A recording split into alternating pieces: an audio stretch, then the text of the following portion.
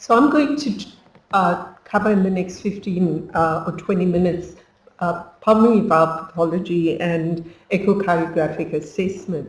So the pulmonary valve is a semilunar valve which separates the right ventricular outflow tract from the main pulmonary artery. What's very important anatomically is to recognize that if anatomy is normal, the pulmonary valve is actually anterior and slightly superior to the other semilunar valve, which is the aortic valve, and you can see that from this cartoon here. So it's anterior and slightly superior. And the nomenclature of the leaflets is that the single valve on top is the anterior leaflet. You then have a left posterior and a right posterior cusp. Now, it's a bit thinner than the aortic valve, even though it's similar in structure, and this is because the right side of the heart operates under much lower pressures.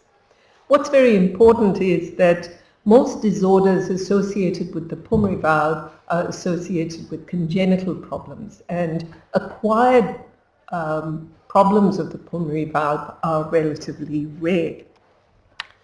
So if we think of what views we can see the pulmonary valve on, I've first of all got to say that this is the valve which we look at the least and is the most difficult to actually evaluate. But with echo, we can look at the leaflets. We want to look at the number of cusps, whether the valves are thickened or domed, and whether they are abnormal in structure, whether they're dysplastic or hypoplastic.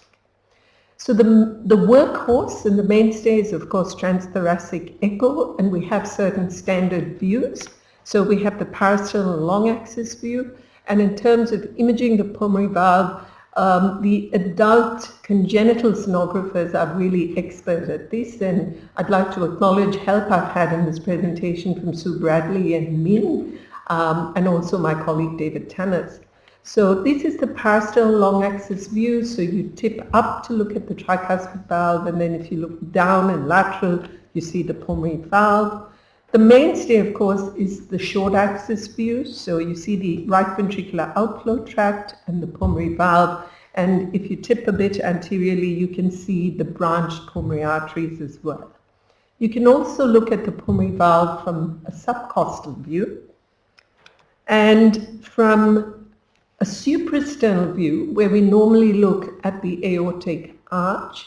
If you then turn your transducer laterally and to about 3 o'clock, you actually can open up the right pulmonary artery, and these are the branches of the right pulmonary artery, and here you can see that there is turbulent flow, suggesting that there is some degree of stenosis. We need to use three-dimensional echo because we saw in previous talks about how much extra information we can get using three-dimensional echo, but your 3D image will only ever be as good as the two-dimensional image that you get, and at present we are limited because of the low frame rate. Transesophageal echo. The pulmonary valve is actually anterior, your probe is posterior, and therefore it's in the far field, and it's difficult to visualize. The standard view is the mid-esophageal inflow-outflow view, and this is an example where you could actually see a fibroelastoma, and on 3D picture you can actually still see that fibroelastoma. So what's really challenging sometimes is to get that good two-dimensional image and to be able to hold it while you're processing the 3D pictures.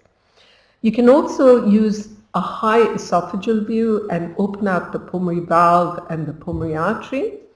But one of the views that's relatively easy is to do a gastric view and then go a little bit deep, and then you open out the right ventricular outflow tract and you can see the pulmonary valve. And this is perhaps the only view in which you can actually do a Doppler measurement across the right ventricular outflow tract to quantitate any hemodynamic measurement that you need to, because in all other views you're just not lined up with Doppler. So moving on to common pathology. So as an adult cardiologist, we see very little. It's often the adult congenital cardiologist who sees it because it's primarily a congenital problem. We do rarely have acquired causes. The prevalence is about 8 per 10,000 live births. What we have to establish is the site of stenosis. When we say pulmonary stenosis, it's just broad, but it can be subvalvular, valvular, or supravalvular. 80% of the time, it's valvular. We then need to assess the severity of the stenosis, try and determine what is the cause, and of course, whether there's any impact on the right ventricle. Now, David Sellermeyer alluded to the fact that you can have very high gradients, the RV doesn't fail, but you do see some compensatory changes in the right ventricle, and you'll see that in some of the cases that I will show you. Now, the typical presentation is someone who's asymptomatic. So mild or moderate pulmonary stenosis, often no symptoms, just a systolic murmur. And it's only with severe pulmonary stenosis that you see some impact on exercise tolerance, dyspnea, or other symptoms. So valvular stenosis, the majority of the time it's congenital, and it actually comprises almost 10% of all adult congenital defects that we deal with. What's very important is that it's often associated with other things. So if you find pulmonary stenosis, check that other things are not wrong.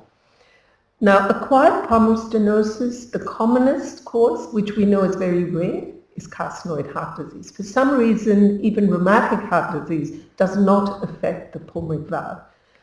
And you rarely get stenotic lesions with endocarditis.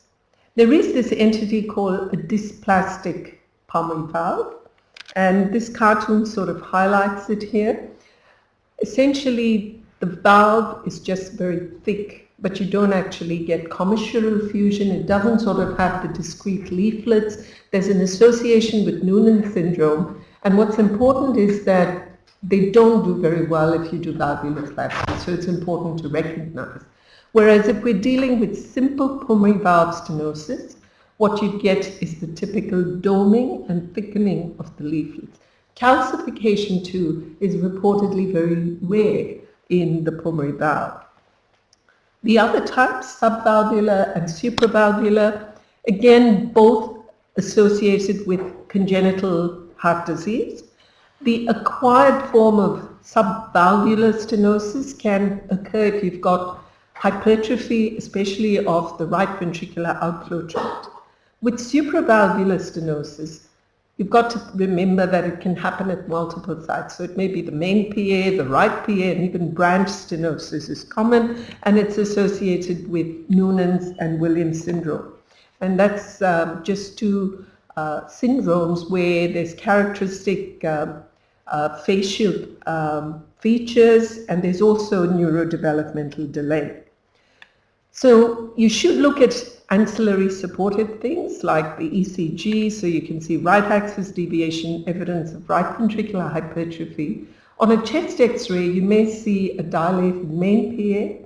The cardiac silhouette is actually normal in size, and pulmonary vascularity can actually be decreased if you've got very severe significant pulmonary stenosis. So if we get on to the transthoracic evaluation, so we're looking at structure. So we look at the parasternal long axis view, and just the fact that we can see these leaflets, they're thick. I don't know how well it projects, but those leaflets are actually doming. We look at the short axis view, and again you see thickened leaflets. You want to see if there's post-stenotic dilatation, and there's a little bit here in the main PA. And you need to assess and evaluate whether the degree of stenosis has led to adaptive changes in the right ventricle, primarily if the right ventricle is hypertrophied or dilated. We then apply color flow Doppler, and we look at the turbulence of flow. We want to see where it's maximally turbulent to see if that will help us determine the site of the stenosis. We also want to see if there's associated pulmonary regurgitation, and I'll come to that a bit later, because your peak velocity that you estimate in pulmonary stenosis can sometimes be overestimated if you've got significant pulmonary regurgitation as well. The mainstay of quantification is Doppler.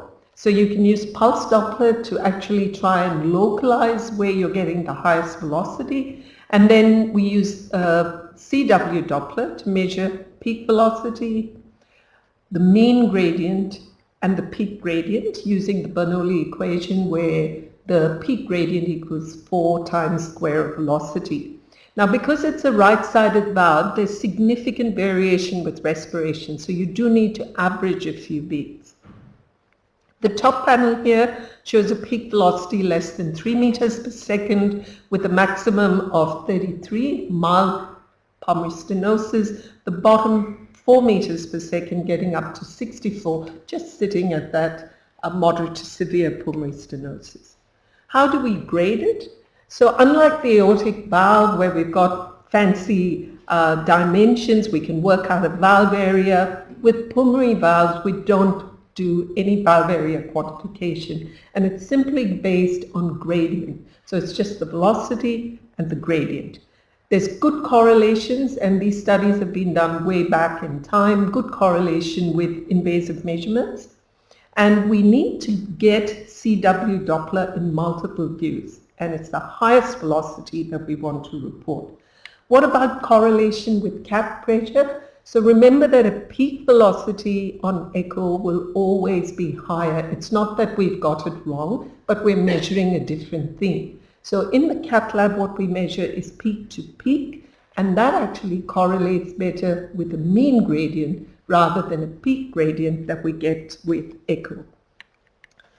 This is an example of supravalvular pulmonary stenosis where there was what looked like a membrane. And when you do a CW Doppler, you almost get a double trace. So we have something at the valve level, and then we've got another signal suggesting that it's somewhere else. Now, one thing to bear in mind with supravalvular stenosis is that it can occur at multiple sites, and if the pulmonary gradient doesn't comprise most of your RV systolic pressure gradient, think that you're missing another site, and I'll come to that a bit later. This is a young girl, patient of David Thomas, who has subvalvular pulmonary stenosis with right ventricular outflow tract obstruction. You can see the aliasing starting in the right ventricular outflow tract rather than at the pulmonary valve. And you can see significant right ventricular hypertrophy of the lateral wall, measured at 12 millimeters. You know, we would say 3 and 4 is normal, 5 is definitely hypertrophy. I think at 12 we can all appreciate that the right ventricular free wall is hypertrophy. So when we do a CW across the pulmonary the RV outflow tract, we get a peak velocity of 4.4 meters per second. And she did have moderate tricuspid regurgitation, and she has a TR gradient of 95. So just to add to the mix, does she also have pulmonary hypertension? What do people think? It's too late in the day. No, she doesn't. Yeah, and that's great that even at this late hour you're thinking. So the main thing is that we're measuring these gradients which are in series. So you've got the TR gradient, you've got the PS. So what is actual PA pressure is actually your RV systolic pressure, which is your TR gradient, minus the gradient across the pulmonary stenosis, which is about 18 millimeters and is normal. So remember that if this pulmonary valve gradient doesn't make up the majority of what you see on your TR gradient, you need to think of stenosis at other sites that you haven't accounted for. With pulmonary gradients, you've got to make sure that what you see across the valve is not because there's something across the RVOT, and here we've got already a gradient of 1.5 using pulse Doppler across the RVOT, then a gradient only of 2, so you've got to adjust for that. And on top of that, if someone has pulmonary regurgitation, as you'll see in this instance, free-flowing PR, so peak velocity of 4, but look at the density of the regurgitant jet and how quickly the pressures equalize. If you're then asked to comment whether this is severe, you'll probably say it's not going to be at 4 because that regurgitant volume is also contributing to your peak gradient. Now moving on to the second sort of pathological condition, pulmonary regurgitation. It's actually present in almost 2/3 of normal individuals that we scan, and we see that little flash across the pulmonary valve, and in these individuals the valve is actually normal. It's just physiological pulmonary regurgitation. Now again, like pulmonary stenosis, it's often part of syndromes of congenital disease, congenital heart disease, and the commonest cause for seeing significant pulmonary incompetence in acquired heart disease is secondary to anything which dilates your pulmonary annulus, and the commonest cause is pulmonary hypertension. Once again, when you see significant pulmonary regurgitation, look to see if there are other cardiac anomalies. I've put a list down here, but all of them are quite rare. I guess the only thing is to bear in mind that endocarditis can be seen especially in intravenous drug users. How do we assess pulmonary regurgitation? There's even less than we saw with TR. So essentially it's a diastolic jet in the RVOT. So there were 1 or 2 studies about 20 years ago which measured the length of the jet. But really the length of the jet depends on the pressure difference between the pulmonary artery and the RV outflow tract. And if you've got high pressures, the jet actually doesn't go back very fast, so that didn't help. You can actually measure jet width, and as Liza Thomas showed with the tricuspid regurgitation, where we measure is at the vena contracta, which is just below the valve, and it's sort of the shortest length of the regurgitant jet. They've also gone on to measure the jet of the regurgitation as a ratio to the RVOT outflow, and that sometimes can be very difficult to measure. So I think just stick to the vena contracta. There's also emerging data that if you use 3D and you're trying to look for vena contracta, it may be actually more accurate and more reproducible. So typically we assess severity using CW Doppler. Sadly, it's qualitative. When it looks fuzzy, where you can't say chin or beard or whatever, it's very mild. When you start to see something like this, it's looking more moderate. And clearly, when you can see a signal which has high intensity, is not hollow diastolic, it's actually stopping before the whole of diastole because the pressures have equalized. And if you have a clear enough trace, you can measure a pressure half time. But if you look at the recommendations of ASC and the European Association, what you see is that for every one of these, it's mostly qualitative and there are several limitations. And a very important thing is we really don't have much data to support all of these things. Now here is a patient who has very severe free-flowing PR. And that's the one condition that we often miss. It's simply because you don't see the jet of regurgitation like we normally see, because there's actually no valve in this person. And you can see here that the duration in diastole, it's not hollow diastolic, it's stopping before the whole of diastole, and a very intense CW signal and a short pressure half time. In terms of quantifying pulmonary regurgitation, all of these are just theoretical considerations. An attractive one is to calculate percentage of regurgitation just using pulse Doppler, and you measure the ratio of VTI of regurgitation, because that's what's going back, to what's going forward, and compute a regurgitant fraction. But again, it's not always that you get crisp and clear traces like this. In terms of using the continuity equation, that's possible. So stroke volume across the pulmonary valve should equal stroke volume across another valve. So if your aortic valve is competent, you could measure stroke volume across the aortic valve, and the stroke volume across the pulmonary valve will be bigger because it's got the regurgitant volume as well. In terms of using PISA, radius, and EROA, I've just put it there for completeness, but really I think it's good. It's really challenging. It's, to, in the short axis view, lower your Nyquist and see the first aliasing velocity.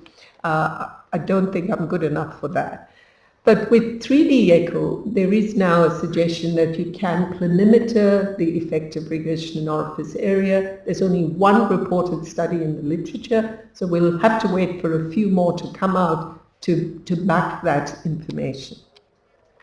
Very important is to assess the right ventricle, because even though it doesn't fail, and I think that was a very interesting comment that David Salamaya made, it still dilates, hypertrophies, and can develop dysfunction.